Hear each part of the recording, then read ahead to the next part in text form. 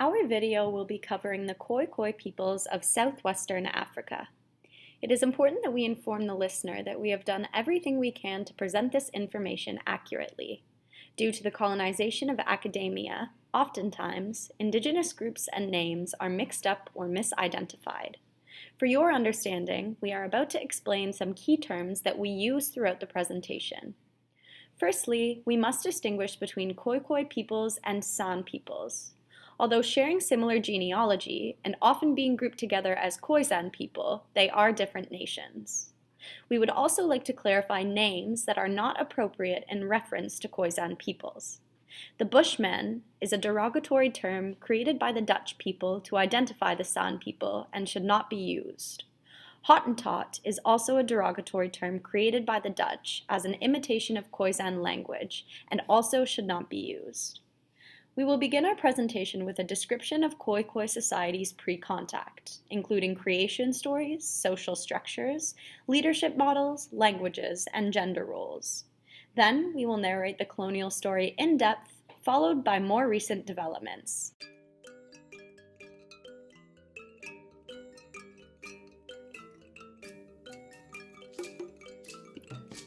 This section will depict the Khoi beliefs and spirituality, including a brief description of their creation story and descriptions of their prominent figures. The world, humankind, and all elements was said to have been created by the Khoi god of the sky, known as Tsui Goab. However, in order to understand their supreme good being, we must first understand their supreme evil being. Guanab is the Khoi god of evil, war, and sickness.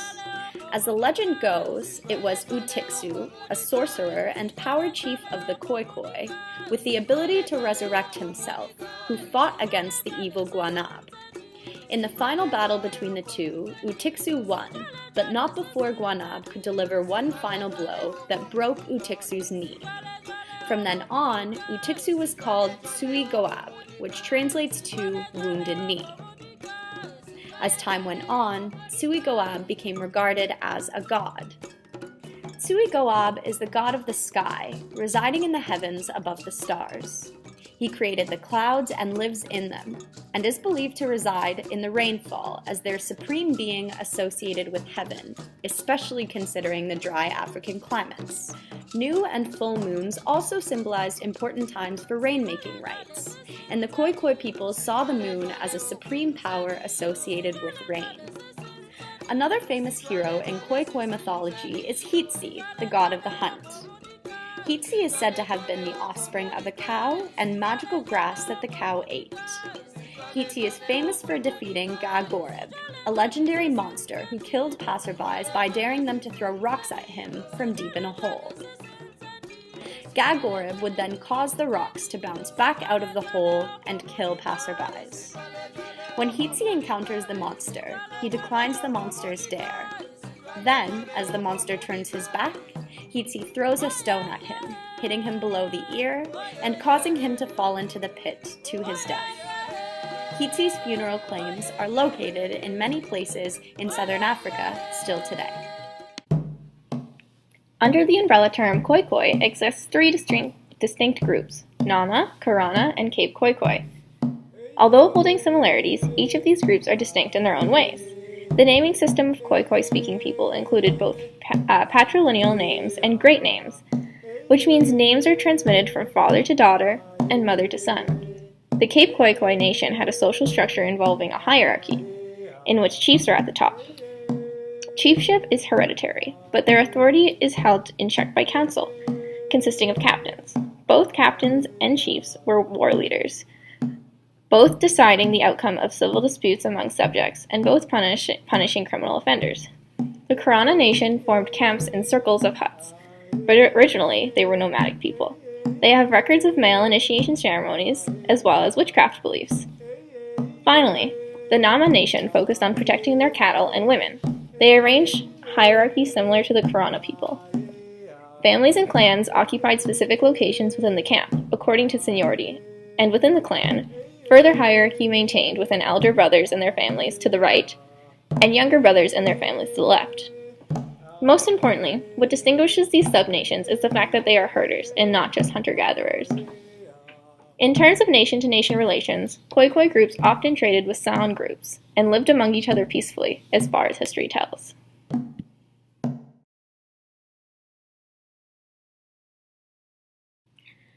The Khoikhoi people speak in cliques, which is an echo of tongues. There are two types of distinct cliques. One is the original tongue cliques by the Khoisan group, and the other is the cliques mixed with the Niger-Congo Nguni Bantu languages such as Zulu and Xhosa. Specifically, the Khoikhoi people and its subgroups speak fluently in cliques, where they communicate using their tongue and teeth. There are different types of cliques. The first one is the dental clique known as the ts and the t, and is made by putting the tongue just behind the front teeth. The second clique is the alveolar clique, where they use their tongue on teeth. Third clique is the lateral clique, where they use their side of the mouth. The fourth clique is the palatal clique, when they are clucking their tongue.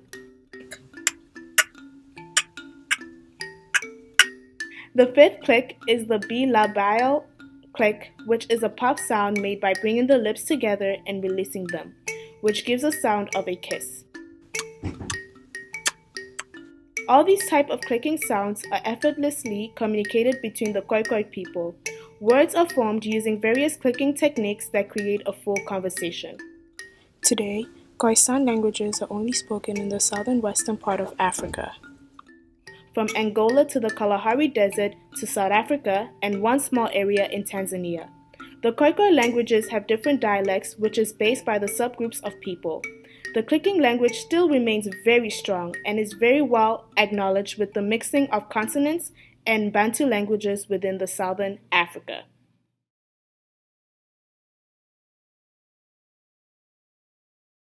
Betty, I'm from the southern part of Africa, South Africa specifically, and I remember when I immigrated to Canada, a lot of people were very ignorant and had very weird pre-assumptions about the continent of Africa. People I remember used to ask me if I knew how to click, and instead of just asking me what language I spoke or where I came from and what were our languages, people just automatically assumed that I knew how to click, and they wouldn't even ask like, "Do you know how to click?" They would actually go, "Do you know how to?" Which is rude and very, very bad. And it really made me upset, and I used to get really like crazy when people used to ask me those type of questions, and it really shows that people have such small or very small like ideas about the continent of Africa, but it also shows that people have little respect towards the Khoikhoi people, and they also don't see it as a beautiful language. And like any other language, it has so much meaning, and it's such an ancient and beautiful language that people don't really appreciate it, and they just make sort of a fun out of it. And to me, I would suggest that, of course, people need to do their research and they need to understand and appreciate this language because it's such a strong and powerful language between a group, and it's still very, very, very, very strong to this day. And it's also been mixed with like languages like Zulu and Xhosa. So, yeah, coming to Canada was really kind of like very awful when people used to make those assumptions about the clicking language and assuming that everybody spoke it. And it's that the ignorance that people have around this language and also around the group. It's to show that we need to have more and more studies about Khoikhoi people, and that we also need to look into their languages and understand that dominant languages like English or French is as much of a special language as the clicking language. So yeah, and that was just my reflection on of some of the experiences that I had coming to Canada as an African and as somebody who lives in the territory of Khoikhoi people, and just experiences that I've been handling out from the outside world. In the Khoikhoi societies, there is no sense of inequality between males and females. They are not driven with stress and social dimensions. Generally, the Khoikhoi males are responsible for herding the cattle and hunting, while the women gather the food, manage the household and children. As part of the social stages in life, Khoikhoi societies practice the tradition of puberty ceremonies. The ceremonies involve a period of seclusion where they exist outside of the area to practice survival and the understanding of vulnerability. They practice rituals such as sacrifications, whether it is of an animal or a certain possession. There are specific gender rituals for girls where they celebrate the coming of age as a woman and the readiness for marriage. The Khoikhoi Society of the Cape practices circumcision as part of the coming of age in a boy's life and their social status as men. Yet, both male and female practice ritual of reincorporation into the society and also the changing of social status as they become a new person. In the Khoikhoi Society, when a girl becomes of a marriageable age, her parents start the finding of her suitor. Both girls and boys are constrained on who they may or may not marry. Their parents look for suitors based on kinship, relationship to the family, social status in terms of cattle, and future intentions. The girl is placed in an arranged marriage despite whether she may or may not approve of her parents' decision. It takes time for newlyweds to form a bond, but eventually there is happiness and respect between the two. In the Khoikhoi marriage, both men and women work around the house and each have different tasks. In many Khoikhoi households, the woman is the head. She takes part in the public life and private life of her husband. Also in the Khoikhoi marriage, there is a high level of equality between these sexes. No one has an upper hand. The woman may be the head, but how she treats her husband is the same way as she would want to be treated. In the Khoikhoi household, every couple can discuss on their love life and are allowed to have lovers outside of their homes, but this is discussed beforehand. Due to the fact that Khoikhoi societies are very peaceful and try to combat against any conflicts, marriages and peaceful relations between males and females are based. In the Khoikhoi societies, many groups are organized by their specialty. Groups of people own certain land where natural resources are available to feed a whole population, but there is no such thing as individual ownership. Some groups are collected together in the economy of hunting-gathering, and others focus on the economy of cattle post. The Khoikhoi society consists of a powerful group who define their wealth by the amount of cattle they own. In each group, they have chiefs or headmen. Their role is to oversee the ownership of the land and counsel the group on different social and traditional issues. Certain herdmen do have ownership on some areas of the land because of their kinship and wealth. The Khoikhoi society still sees themselves as equal, but people with high social status and wealth gain a greater respect. The Khoikhoi societies follow the kinship structure as their central organized system. They look upon their family ties and try to stick together. They ensure there is a sense of leadership and respect between the elders and the young. Everyone is given a family status, which is to maintain family history for generations. The leadership in families are very important. Everybody shows a sense of understanding when it comes to family and the bond of their society.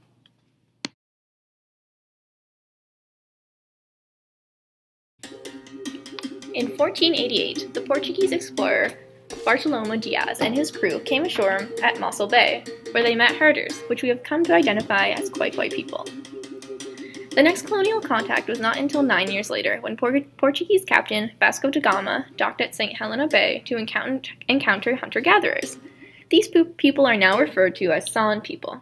Although the colonizers identified the differences between these groups, no one rounding the Cape towards the east really identified two completely different ways of life.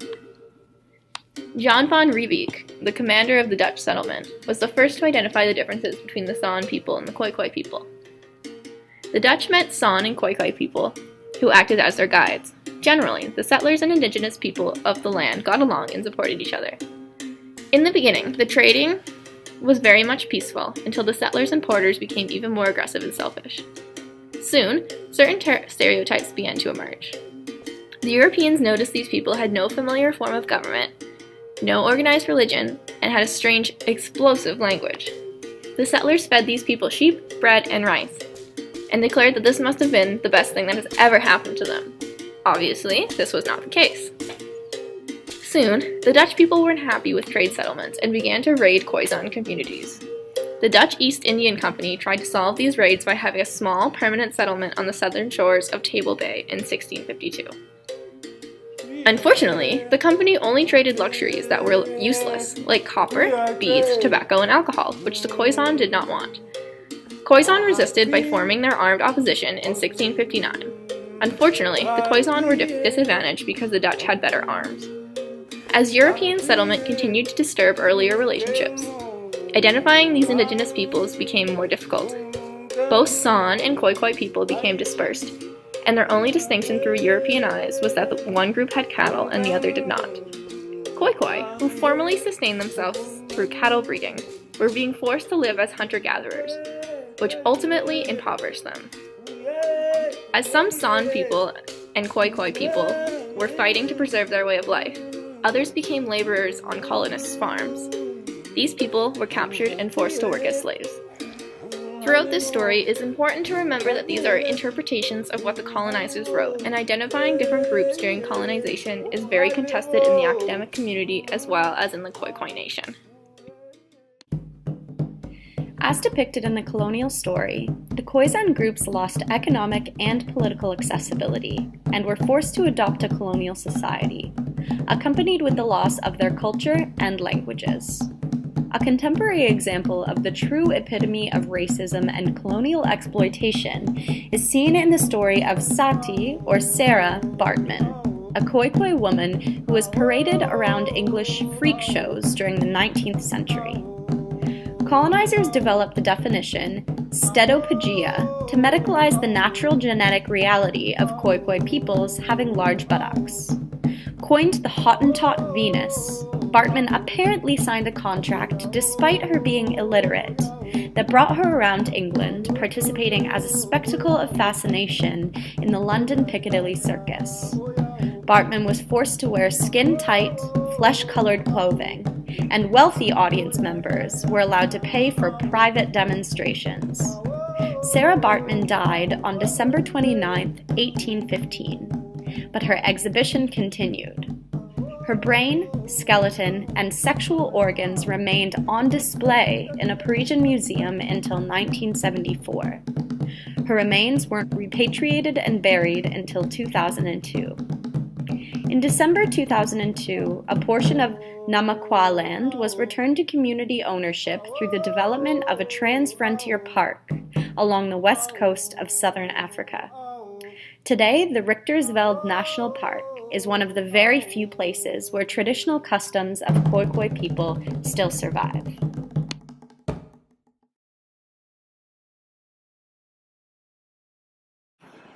The first time I heard of Khoikhoi people was when we watched that video in sociology about the Bushmen, which I now know is a derogatory term, and that whole video was extremely colonial.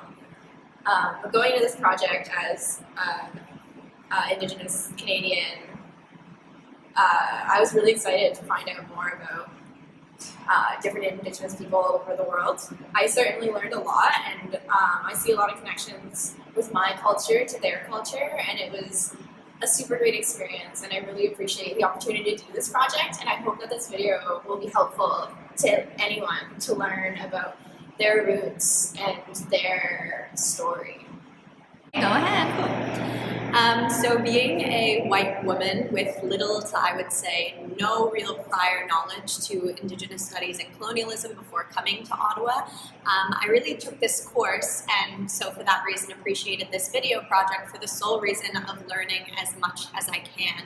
And I think to parallel to the Aboriginal story of colonialism in Canada, you can't really understand what has been lost in a culture until you really understand what that culture was. And so I really appreciated the opportunity to get to know the culture of the Khoikhoi people so I could truly understand the gravity of what was lost during the colonial narrative. We actually got in contact with the embassy at Botswana, who let us know that when our video project was finished, they'd love to have the resource. So I'm just really thrilled that all of the education that I got over the last semester with this video could potentially serve to other people in learning more as well.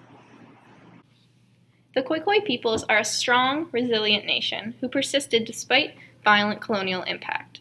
Even though Khoikhoi peoples were separated due to colonialism, many traditions and customs have survived centuries.